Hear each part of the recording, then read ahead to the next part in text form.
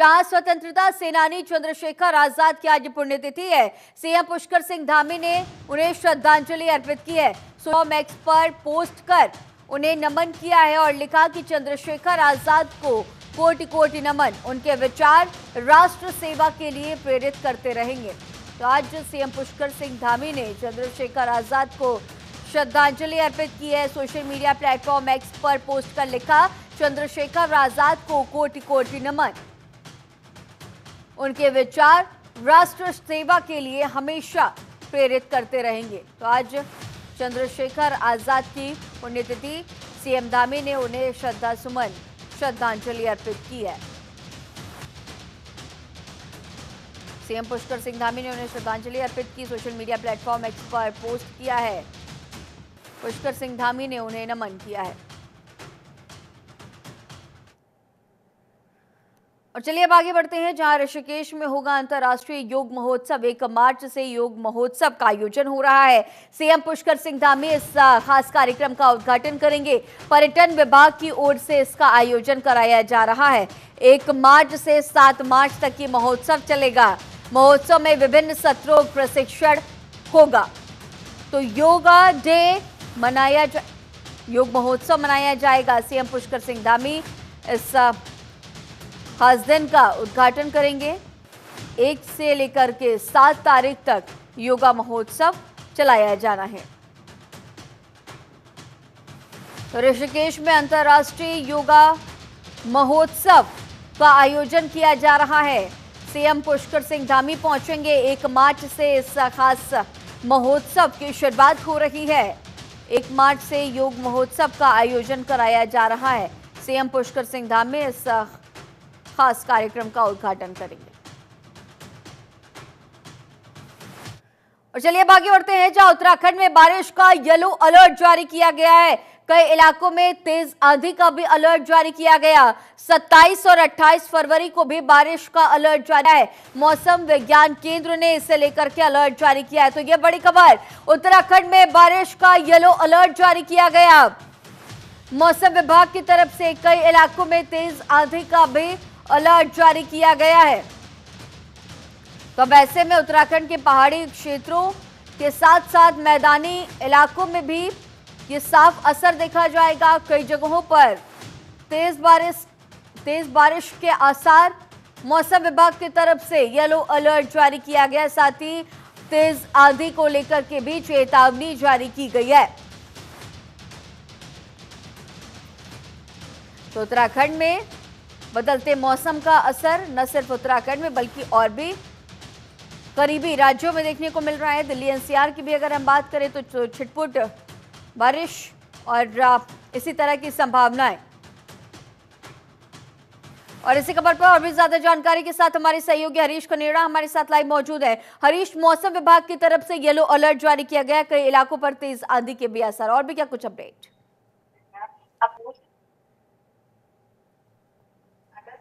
गाड़ी को देना।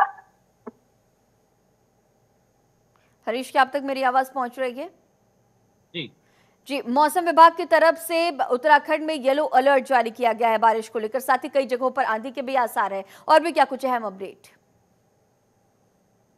देखिए गरिमा, जिस तरह से उत्तराखंड की बात करें तो उत्तराखंड में मौसम हुआ है, कई जिले इसमें शामिल किए गए हैं। पहाड़ी जिलों की अगर बात करें तो पहाड़ी जिलों में जमकर के बारिश हो रही है और ऊंचाई वाले इलाकों में बर्फबारी के भी आसार मौसम विभाग की तरफ से जताया गया है। देहरादून की बात करें गरिमा तो यहाँ पर बारिश सुबह से ही लगातार जारी है। देर रात से ही मौसम बिगड़ा हुआ है और इस समय की अगर बात करें तो इस समय भी बारिश हो रही है। देहरादून में हालांकि रुक रुक के बारिश हो रही है, लेकिन इसके अलावा अगर हम ऊपरी इलाकों की बात करें तो कई जगहों पर इस समय बारिश हो रही है। साथ ही साथ अगर हम चमोली, रुद्रप्रयाग और पिथौरागढ़ इन जिलों की बात करें तो यहाँ पर जो हाई एल्टीट्यूड इलाके हैं वहाँ पर बर्फबारी के भी आसार जताए गए हैं। इसके साथ ही हम ये भी देख रहे हैं कि उत्तराखंड से सटे हुए और भी तमाम जो राज्य है यहाँ पर भी छिटपुट बारिश की संभावना, इसे लेकर के भी क्या कुछ अलर्ट है? बिल्कुल, देखिए जिस तरह से उत्तराखंड की बात करें तो उत्तराखंड के कई जनपदों में मौसम विभाग ने अलर्ट जारी किया है। येलो अलर्ट की अगर बात करें तो उत्तरकाशी या फिर चमोली, रुद्रप्रयाग और इसके अलावा पिथौरागढ़, बागेश्वर भी जिले शामिल हैं। और तराई क्षेत्रों में जहाँ ठंड बढ़ रही है तो कई इलाकों में इस समय बारिश हो रही है। देहरादून में भी इस समय बारिश हो रही है। इसके अलावा अगर हम पहाड़ी क्षेत्रों की बात करें तो वहाँ पर भी ठंड बढ़ रही है साथ ही साथ अगर पर्यटन क्षेत्रों की बात करें तो पर्यटन क्षेत्रों में भी बर्फबारी होने के आसार जताए गए हैं। ये माना जा रहा है कि अगर इसी तरह का अगर मौसम रहा तो अगले कुछ घंटों में ऊपरी इलाकों में बारिश के साथ-साथ बर्फबारी होने की भी संभावना है। जी। ठीक है हरीश, आप लगातार हमारे साथ बने रहिएगा और अब चलिए अब आगे बढ़ेंगे, जहां राज्य सरकार ने त्योहारी सीजन को देखते हुए मिलावटखोरों के खिलाफ अभियान चलाने के निर्देश दिए हैं। खाद्य संरक्षा और औषधि नियंत्रण प्रशासन के आयुक्त डॉक्टर आर राजेश कुमार ने बताया कि मुख्यमंत्री पुष्कर सिंह धामी और स्वास्थ्य मंत्री डॉक्टर धन सिंह रावत के निर्देशों पर मिलावटखोरों पर कार्रवाई की जाएगी। प्रशासन ने मिलावटखोरों से निपटने के लिए छापेमार दस्तों और सचल वाहन टीमों का गठन किया। होली का त्योहार पास है, ऐसे में खाद्य संरक्षा और औषधि नियंत्रण प्रशासन ने प्रदेश व्यापी अभियान शुरू कर दिया है। विभाग के अपर आयुक्त और ड्रग कंट्रोलर ताजवर जग्गी का कहना है कि गढ़वाल और कुमाऊं मंडल में छापेमारी अभियान लगातार जारी है। तो त्योहारों को देखते हुए खाद्य विभाग पूरी तरह से अलर्ट मोड पर। जो डीसीज हैं और मुख्यालय डीसी को आदेशित किया हुआ है कि वो अपनी टीम एक बना दी हमने कि वो टीम के साथ रेगुलर यहाँ पर मॉनिटरिंग करे। हमारे सचल जो वाहन है वो भी इसमें भी हमने नोडल जो है हमारे जी हैं उसमें बहुत अच्छा कार्य कर रहे हैं और उनको भी इसमें एक्टिवेट कर दिया है कि वो भी अपनी जगह जगह जाकर के सैंपल लें, जिससे कि आम जनमानस को सही खाना मिल सके, उपलब्ध हो सके। और ये पनीर और जो अन्य मावा ये है ये सब इनको रोकने के लिए हमने स्पेशली आसरोड चेक पोस्ट में भी अपने जो डीओज हैं उनको कहा कि वहां पर भी निगरानी करें, या हरिद्वार में जाकर के करें और उधर उधमसिंह में। ज्यादा जानकारी के साथ हमारे सहयोगी हरीश कनेड़ा हमारे साथ लगातार मौजूद है। हरीश, त्योहारी सीजन अब बेहद करीब है और ऐसे में जो अलग अलग जगहों पर हम देखते हैं खाद्य सुरक्षा की बात जब कही जाती है तो उस सबसे ज्यादा ध्यान देने की जरूरत होती है। ऐसे में अलर्ट भी जारी किया गया है, अलग अलग दस्ता भी तैयार किया जा रहा है, और भी क्या कुछ अहम जानकारी? में जिस तरह से त्योहारी सीजन में हर बार ये देखा जाता है कि जो मिलावटखोर होते हैं वो बहुत सस्ते हो जाते हैं और ऐसे में तमाम जगहों पर मिलावट की जो घटना है वो भी सामने आती है, जिससे लोगों की सेहत पर इसका असर पड़ता है। इसके लिए स्वास्थ्य विभाग बहुत अलर्ट है। साथ ही साथ जो खाद्य पूर्ति विभाग की तरफ से भी तमाम जगहों पर जो छापेमारी की जा रही है, सभी जगहों पर अगर बात करें गढ़वाल और कुमाऊं रीजन में अलग अलग जगहों पर जो दस्तावेज हैं वो इकट्ठे किए जा रहे हैं ताकि इस तरह के जो कृत्य करते जो पाए जाए उनके ऊपर कार्रवाई की जाए।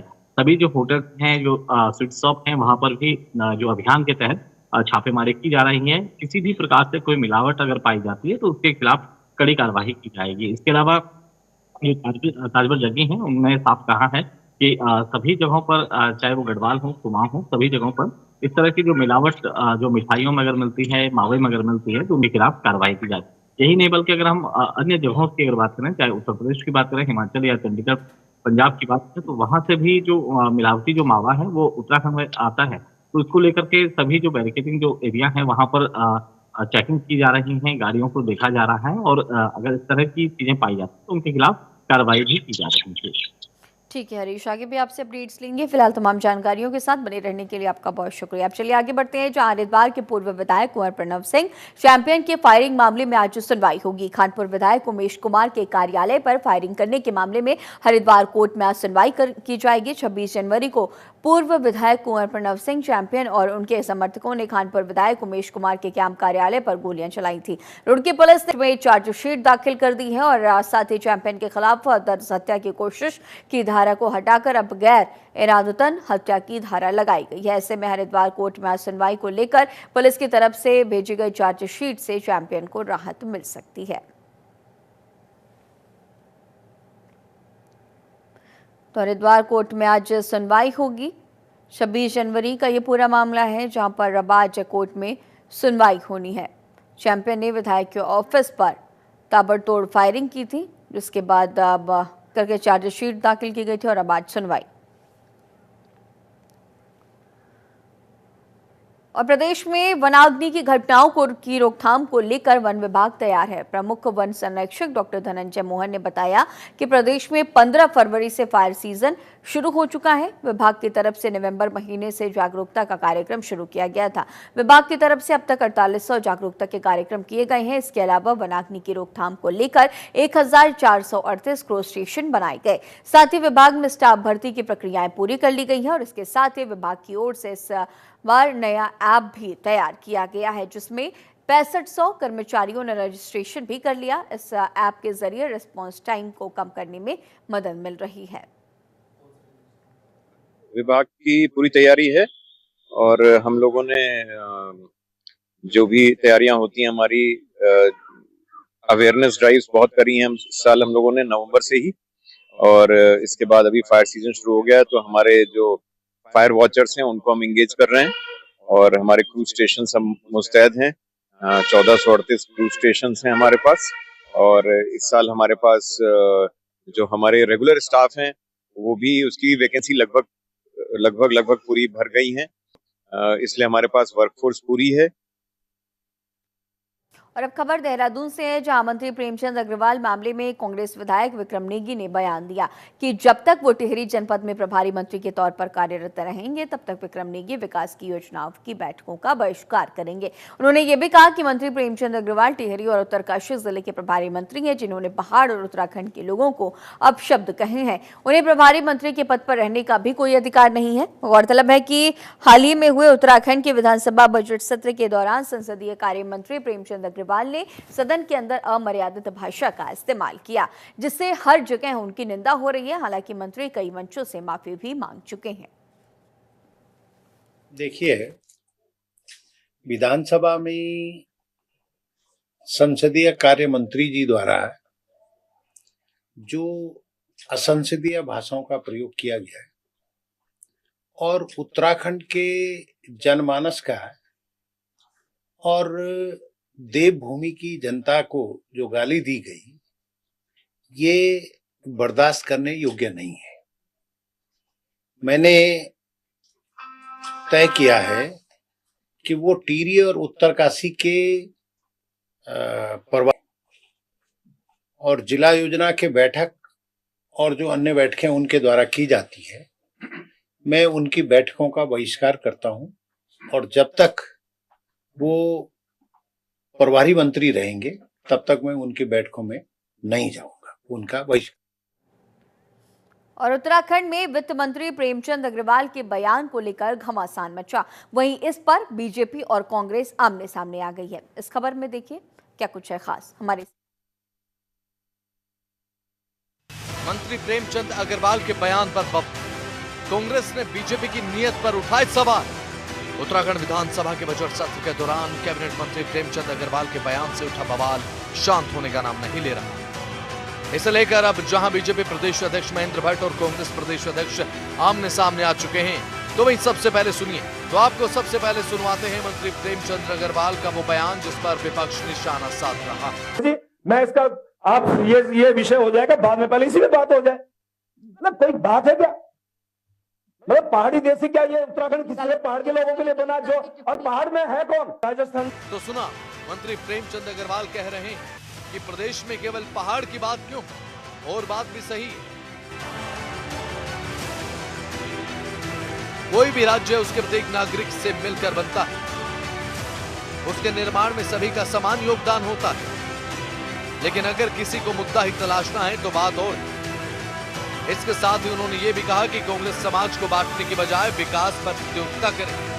यदि ये दुष्प्रचार समाप्त हो सकता है, मैं तो कह रहा हूं, मैं उनके चरणों में लौट के माफी मांगने को तैयार हूं। लेकिन आप दुष्प्रचार करना तो छोड़िए, समाज को बांटना तो छोड़िए। आप इस विकास के लिए आइए ना। मैं तो 1000 बार आपको आह्वान किया कि आइए मेरे उत्तराखंड के विकास के लिए, मैं आपके साथ चलने को तैयार हूँ। आप आइए तो सही। विकास में कहाँ है वो जरा बताएं तो सही। क्या हमारा उत्तराखंड जो आज 25 साल का हो रहा है, इसके हम इसे आगे ले जाने का जो माननीय मुख्यमंत्री जी आह्वान किया है, क्या हम उनके आह्वान को आगे बढ़ाने के लिए अपने आप को आगे नहीं ला सकते? जो माननीय प्रधानमंत्री जी कह रहे हैं 2047 तक देश जो है एक पूरे विश्व भर में एक और अच्छे ढंग में एक विश्व गुरु के रूप में आए, एक नेतृत्व प्रदान करे। क्या मेरे उत्तराखंड का उसमें योगदान नहीं होना चाहिए? कैबिनेट मंत्री प्रेमचंद अग्रवाल पर विपक्ष हमलावर हुआ। जेपी ने भी पलटवार कर दिया। मोर्चा रोमदार प्रदेश अध्यक्ष महेंद्र भट्ट ने उठाया। उन्होंने कहा कि प्रेमचंद अग्रवाल ने यदि किसी की भावना को आहत किया तो उसके लिए वो माफी मांग रहे हैं, लेकिन वो व्यक्ति बेवजह भाजपा को बदनाम करने की साजिश रच रहे हैं, उन पर संवैधानिक कार्रवाई की जाएगी। अभी हमारे मंत्री हैं, लगातार चौथी बार के विधायक हैं, तो ये कहना हर बार ज्यादा मतों से जीतते हैं। तो ऐसा नहीं कि एक पक्ष विचार किया जाए, लेकिन क्योंकि जब विषय समाज के बीच में दुष्प्रचार का चलता है तो पार्टी दिशा निर्देश ही दे सकती है। और हमने उनको इस बात के लिए बहुत कड़ाई से कहा है कि इस प्रकार की जो शब्दावली है और जिसमें राज्य का वातावरण खराब होता है उस प्रकार वो संयम बरतें। लेकिन मुझे बताते हुए खुशी भी है, उन्होंने उसके लिए पहले तो उन्होंने कहा कि मेरा दूर दूर तक इस प्रकार का कोई भाव नहीं है, फिर भी किसी की भावनाओं को ठेस पहुंची है तो उन्होंने खेद प्रकट किया है, उन्होंने माफी भी पार्टी स्तर पर मांगी है। और मैं कह सकता हूँ कि इस प्रकार का माहौल कम से कम इस पर रुकना चाहिए। बार पलटवार में कांग्रेस प्रदेश अध्यक्ष करण महारा ने भी एंट्री और कहा कि बीजेपी को पूरी चुनौती में देता हूं।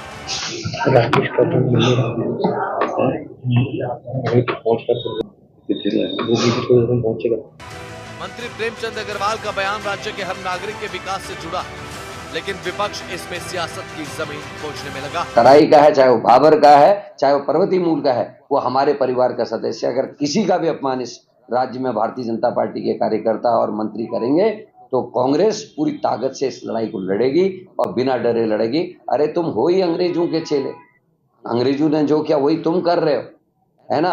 आप धमकी भी देंगे, गालियां भी देंगे और हम ही को धमकी भी देंगे।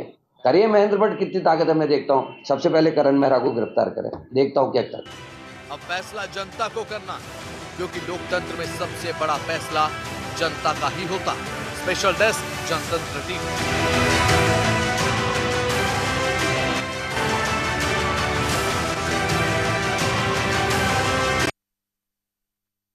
और अब खबर देहरादून से है, जहां आवास और शहरी कार्य मंत्रालय भारत सरकार ने स्वच्छता सर्वेक्षण का कार्य शुरू कर दिया है। इसके अंतर्गत लोगों से निकायों में सफाई व्यवस्था को लेकर फीडबैक लिया जा रहा है। वहीं इसे लेकर नगर आयुक्त ने लोगों से अपील की है कि सभी शहर की सफाई व्यवस्था को लेकर अपना फीडबैक जरूर दें।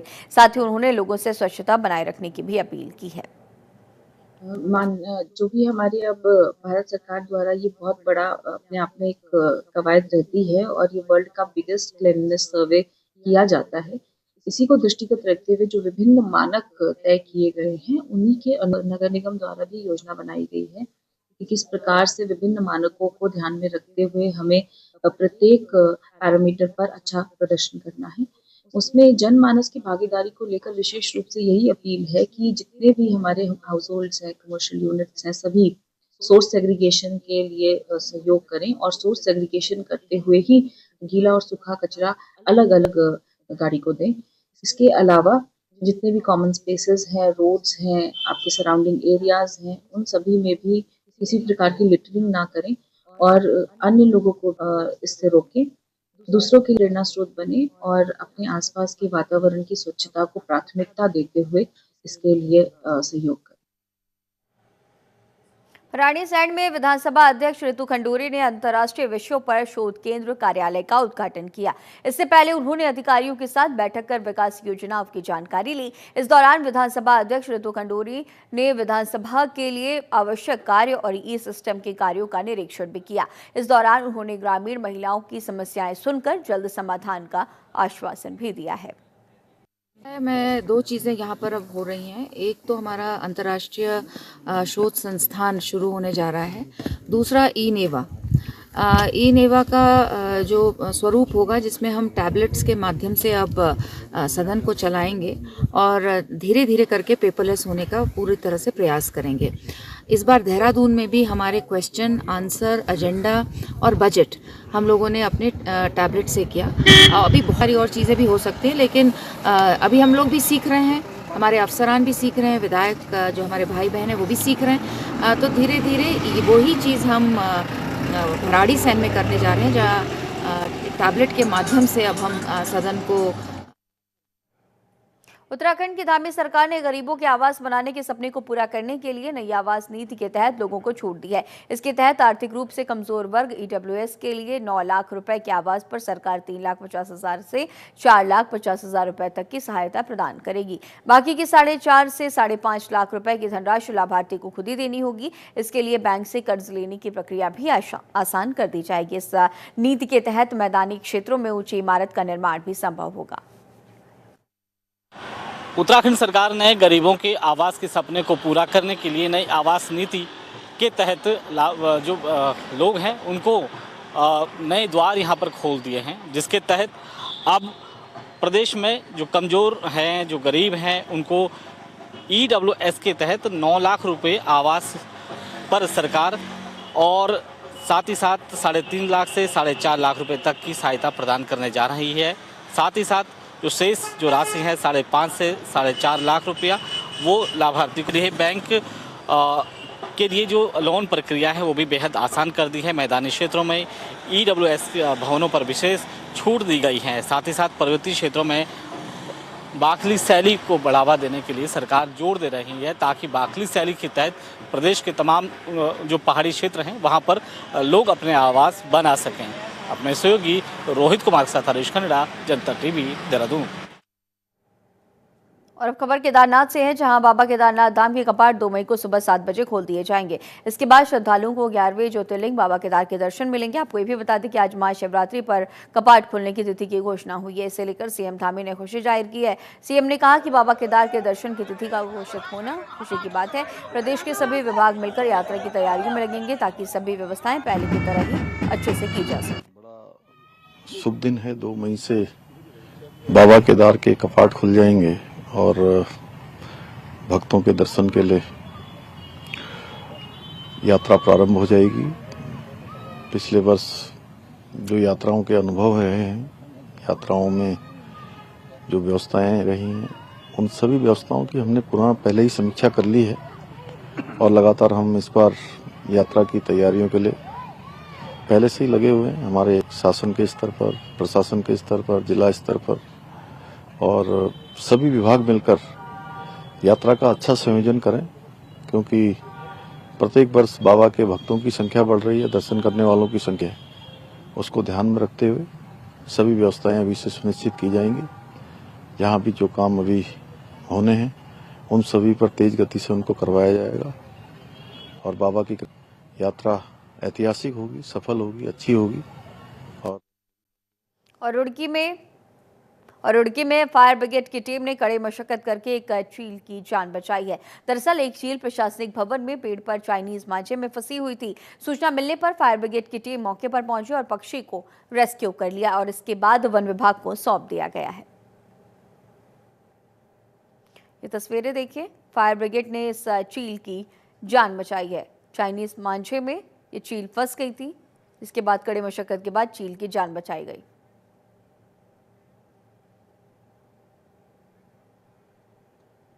और उत्तराखंड के इस खास बुलेटिन में फिलहाल इतना ही। खबरों का सिलसिला लगातार जारी रहेगा। बने रहिए जनतंत्र टीवी के साथ। नमस्कार।